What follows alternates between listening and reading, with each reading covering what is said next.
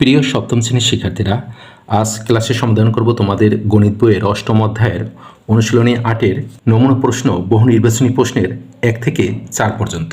এটি পৃষ্ঠা নং হচ্ছে 125। আশা করি শেষ পর্যন্ত আমাদের সাথেই থাকবে।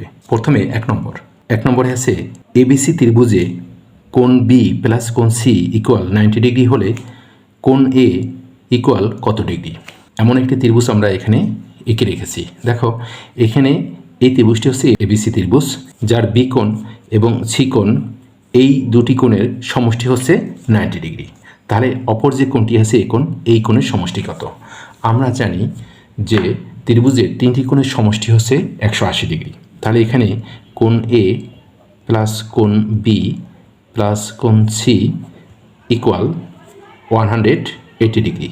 এখানে বি কোণ এবং সি কোণ এই দুইটি কোণের সমষ্টি হচ্ছে 90 ডিগ্রি। তাহলে এখানে যে বি কোণ এবং সি কোণ এর পরিবর্তে আমরা এর মান লিখতে পারি 90 ডিগ্রি। আর এই কোণ হচ্ছে এই প্লাস দুইটি কোণের সমষ্টি হচ্ছে 90 ডিগ্রি, এই হচ্ছে 90 ডিগ্রি ইকুয়াল এই 180 ডিগ্রি। বা কোণ এ ইকুয়াল এখানে 90 ডিগ্রিকে আমরা বাম পাশ থেকে ডান পাশে নেব। ডান পাশে আগে থেকে আছে 180 ডিগ্রি, বাম পাশে ছিল 90 ডিগ্রি প্লাসে, ডান পাশে গিয়ে এটি হবে মাইনাস 90 ডিগ্রি। বা কোণ এ ইকুয়াল 180 ডিগ্রি থেকে 90 ডিগ্রি মাইনাস হলে হবে 90 ডিগ্রি। তাহলে কোণ এর মান পেলাম আমরা 90 ডিগ্রি।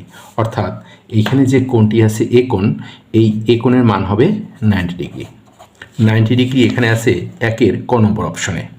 তাহলে এখানে সঠিক উত্তর হচ্ছে 1-এর ক, এটি হচ্ছে সঠিক উত্তর। তারপরে 2 নম্বর, পাশের চিত্রে এবি সমান্তরাল সিডি। এখানে একটি চিত্র আছে, এবি এবং সিডি পরস্পর সমান্তরাল এবং পিকিউ রেখাংশ এবি এবং সিডিকে যথাক্রমে আর ও এস বিন্দুতে ছেদ করেছে। এখানে পিকিউ যে রেখাংশটি আছে এই রেখাংশটি এবিকে এবং সিডিকে ছেদ করেছে যথাক্রমে আর এবং এস বিন্দুতে। এই পিকিউ রেখাংশটি আর বিন্দুতে ছেদ করেছে এবিকে এবং এস বিন্দুতে ছেদ করেছে সিডিকে, সেটি এখানে লেখা আছে। এটির অনুসারে এখানে 3টি অপশন দেওয়া আছে। এই 3টি অপশনের কোনটি সঠিক সেটির আবার আলাদা করে এখানে ক খ গ দেওয়া আছে। আমরা সেখান থেকে সঠিক অপশনটি খুঁজে বের করব। তো এখানে দেখো, প্রথম যে অপশনটি দেওয়া আছে সেটি আছে কোণ পি আর বি এর অনুরূপ কোণ আর এস ডি। পিআরবি এবং আরএসডি পরস্পর অনুরূপ কিনা সেটা আমরা জানবো। আচ্ছা, এর আগের ভিডিওগুলোতে আমরা অনুরূপ কোণ সম্পর্কে জেনেছি। অনুরূপ কোণের সংজ্ঞায় আমরা জানি দুটি সরলরেখাকে অপর একটি সরলরেখা ছেদ করলে ছেদকের একই পাশে এবং রেখাদ্বয়ের একই দিকে যে কোণদ্বয় উৎপন্ন হয় তাদেরকে অনুরূপ কোণ বলে। আমরা যদি এটিকে একটি চিত্রের মাধ্যমে দেখার চেষ্টা করি, দেখো এইখানে যে দুইটি সরলরেখা আছে এই সরলরেখাকে অপর একটি সরলরেখা যে পিকিউ এটি ছেদ করেছে। তাহলে এই ছেদ করার ফলে ছেদকের একই পাশে যে কোনো এক পাশে, সেটি হতে পারে ডান পাশে অথবা বাম পাশে। এখানে যেহেতু কোণ দুইটি নির্দিষ্ট করে দেওয়া আছে পিআরবি এবং আরএসডি, দেখি পিআরবি কোণ কোনটি। এখানে পিআরবি এই কোণটি হচ্ছে পিআরবি কোণ এবং আরএসডি এই কোণটি। তাহলে এই কোণ দুটি এই যে ছেদকের ডান পাশে অবস্থিত। এবং এখানে আরেকটি কথা আছে যে রেখাদ্বয়ের একই দিকে যে কোণদ্বয় উৎপন্ন হয়। এখানে যে পিআরবি এই কোণটি আছে এই কোণটি এবি রেখার উপরের দিকে, আর এখানে যে আরএসডি এই কোণটি আছে এই কোণটি সিডি রেখার উপরের দিকে অবস্থিত। অর্থাৎ এখানে দুইটি কোণই এই এবি এবং সিডি এর উপরের দিকে অবস্থিত এবং এই যে ছেদকের ডান দিকে অবস্থিত। তাহলে এই কোণ দুটি পরস্পরের অনুরূপ কোণ। তাহলে এখানে তাই লেখা আছে যে কোণ পিআরবি এবং এর অনুরূপ কোণ আরএসডি, অর্থাৎ এই দুটি কোণ পরস্পর অনুরূপ কোণ। তাহলে 1 নম্বর অপশনটি এখানে সঠিক। তারপর দেখব 2 নম্বর, কোণ এআরএস এর একান্তর কোণ আরএসডি। কোণ এআরএস কোণটি সেটি আমাদের খুঁজে বের করতে হবে। এআরএস এই কোণটির কথা বলা হয়েছে, এই যে কোণটি। তারপরে কোণ আরএসডি এই আগের যে কোণটি এটি। এখানে সংজ্ঞা দিয়ে দেখব এই কোণ দুটি একান্তর কিনা। দেখো, সংজ্ঞানুসারে দুইটি সরলরেখাকে অপর একটি সরলরেখা ছেদ করলে রেখাদ্বয়ের ছেদবিন্দুতে ছেদকের বিপরীত পাশে রেখাদ্বয়ের ভিতরের দিকে যে কোণ উৎপন্ন হয় তাদেরকে অন্তস্থ একান্তর কোণ বলে। এখানে অন্তস্থ একান্তর কোণও এক ধরনের একান্তর কোণ।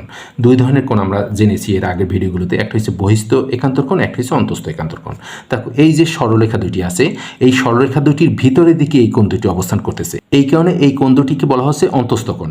এখন এরা একান্তর কোণ কিনা সেটা আমরা কীভাবে বুঝবো? দেখো এখানে সংজ্ঞানুসারে এই যে সরলরেখা দুটিকে অপর একটি সরলরেখা পিকিউ ছেদ করেছে। পিকিউ ছেদ করলে ছেদকের বিপরীত পাশে, অর্থাৎ এই কোণ দুইটির একটি কোণ থাকবে বাম পাশে ছেদকের, আরেকটি কোণ থাকবে ডান পাশে।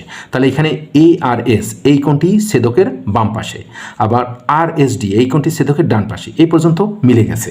দেখো এখানে পিকিউ রেখা এবি রেখাকে আর বিন্দুতে ছেদ করেছে, আবার এখানে সিডি রেখাকে পিকিউ রেখা এস বিন্দুতে ছেদ করেছে। তাহলে এই কোণ দুটি ছেদ বিন্দুতে উৎপন্ন হয়েছে।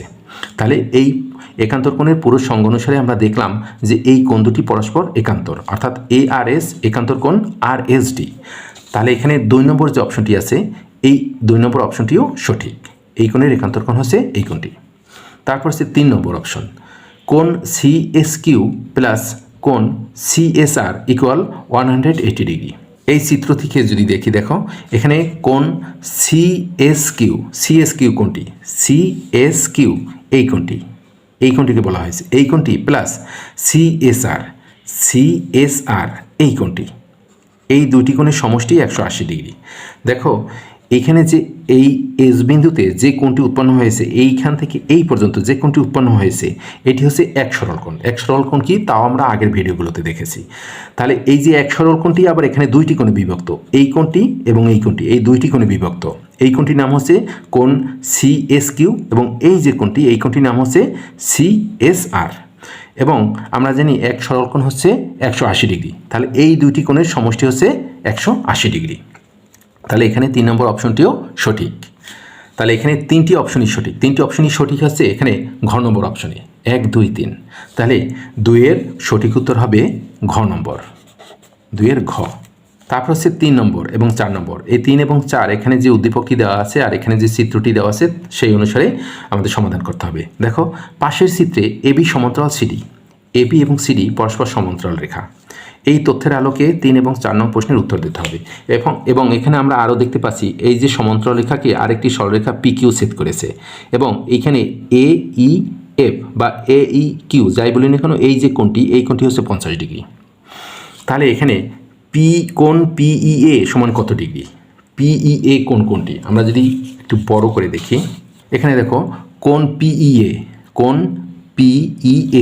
এই কোণটি কত ডিগ্রি সেটি আমাদের বের করতে হবে। আমরা এর আগে দেখেছি যে কোনো একটা বিন্দুতে যে কোণটি উৎপন্ন হয়, দেখো এইখানে ই বিন্দুতে একটি সরল কোণ উৎপন্ন হয়েছে। এই থেকে শুরু করে এই পর্যন্ত যে কোণটি এই ই বিন্দুতে যে কোণটি উৎপন্ন হয়েছে সেটি হচ্ছে এক সরল কোণ। আমরা জানি এক সরল কোণ সমান 180 ডিগ্রি। তাহলে এই যে সরল কোণটি আছে এই সরল কোণটি এবার দুইটি কোণে বিভক্ত হয়েছে, এই কোণটি এবং এই কোণটি হচ্ছে এইপি এই কোণটি, আর এই কোণটি হচ্ছে এইএফ এই কোণটি। এখন এখানে এইএফ এই কোণটি হচ্ছে 50 ডিগ্রি। তাহলে এই টোটাল 180 ডিগ্রি থেকে যদি 50 ডিগ্রি বাদ দিই তাহলে এখানে পিইএ কত ডিগ্রি সেটি বের হয়ে যাবে। তাহলে এখানে আমরা লিখতে পারি কোণ এইএফ প্লাস কোণ পিইএ ইকুয়াল 180 ডিগ্রি, কারণ আমরা জানি এটি একটি সরল কোণ। এই যে দুটি কোণের সমষ্টি অর্থাৎ এখানে ই বিন্দুতে যে কোণটি উৎপন্ন হয়েছে এটি একটি সরল কোণ। তাহলে আমরা যদি এখানে দেখো এইএফ এই কোণটির মান হচ্ছে এখানে 50 ডিগ্রি, এই এইএফের মান হচ্ছে 50 ডিগ্রি প্লাস কোণ পিইএ ইকুয়াল 180 ডিগ্রি। এখানে এই পিইএকে বাম পাশে রেখে 50 ডিগ্রি যদি ডান পাশে পাঠিয়ে দিই তাহলে সেটি বিয়োগ হয়ে যাবে, কারণ এখানে 50 ডিগ্রি বাম পাশে আছে প্লাসে, ডান পাশে গিয়ে এটি মাইনাস হয়ে যাবে। বা এখানে কোণ পিইএ ইকুয়াল 180 ডিগ্রি থেকে 50 ডিগ্রি মাইনাস করলে হবে 130 ডিগ্রি। কোন অপশনটিতে আছে 130 ডিগ্রি? দেখো 3-এর ঘ নম্বর অপশনটিতে আছে 130 ডিগ্রি। তাহলে 3-এর ঘ নম্বর হচ্ছে এটার সঠিক উত্তর, 3-এর ঘ। তারপর হচ্ছে 4 নম্বর আছে কোণ ইএফডি এর মান কত? কোণ ইএফডি কোথায়? দেখো কোণ ইএফডি এই কোণটিকে বলা হয়েছে, এই কোণটির মান কত সেটি আমাদের বের করতে হবে।